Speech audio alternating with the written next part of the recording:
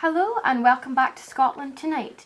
Now earlier you heard a report that Nicola Sturgeon said at the SNP Spring Conference last week in Glasgow that this summer the SNP will embark on a new initiative to build support for another independence campaign. Now, as we all know, on the 18th of September 2014, led by Alex Salmond, there was a majority no vote for independence. I've got here in the studio with me Sophie, our Scottish political correspondent, Ciara Robertson, a supporter of the Yes campaign, and Jasmine Durrell from the No campaign.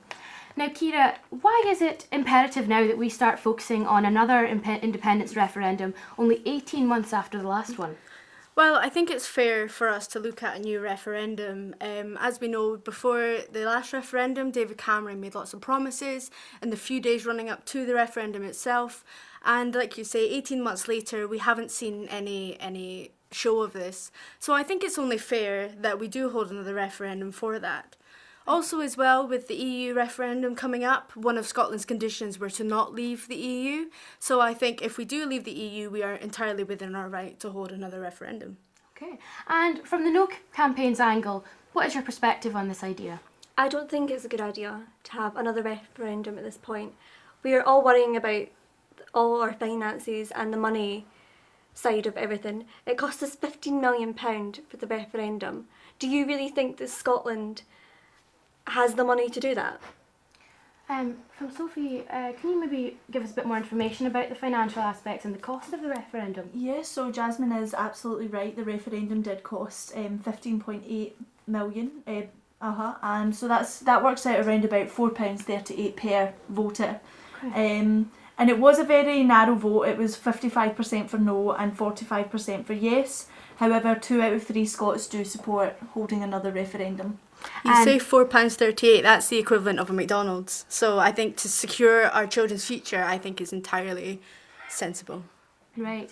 Obviously, the financial aspect of the government's policies to do with their spending is always going to be a major concern in politics.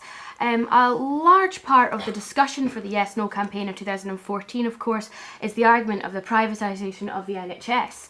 Now, from the Yes campaign's perspective, what is the situation on that and what has been achieved?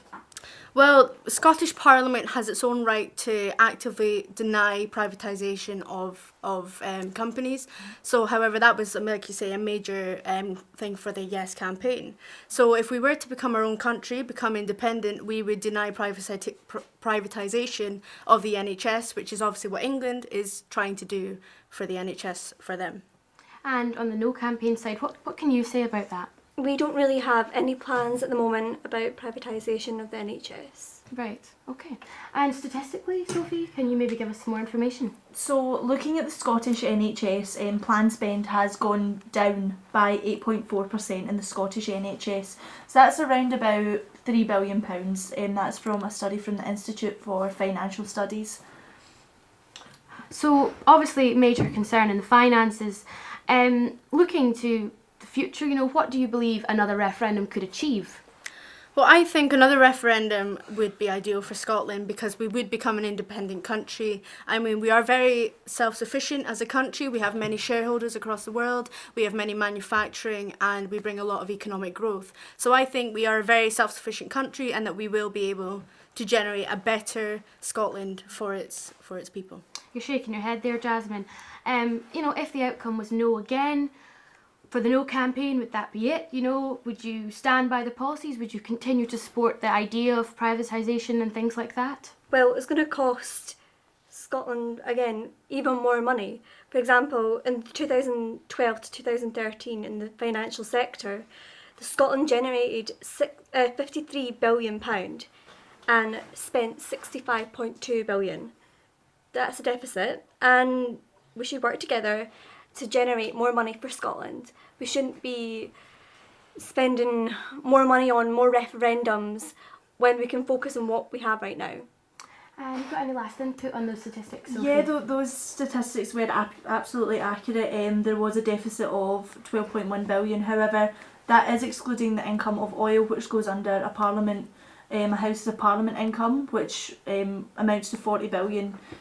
So those a bit of fudging of the figures there, Jasmine. Well, I think that's all we have time for today. Please join us next week. We're going to be discussing the impact of the oil and what a yes or no campaign would have that in the future. Thank you very much. Good night.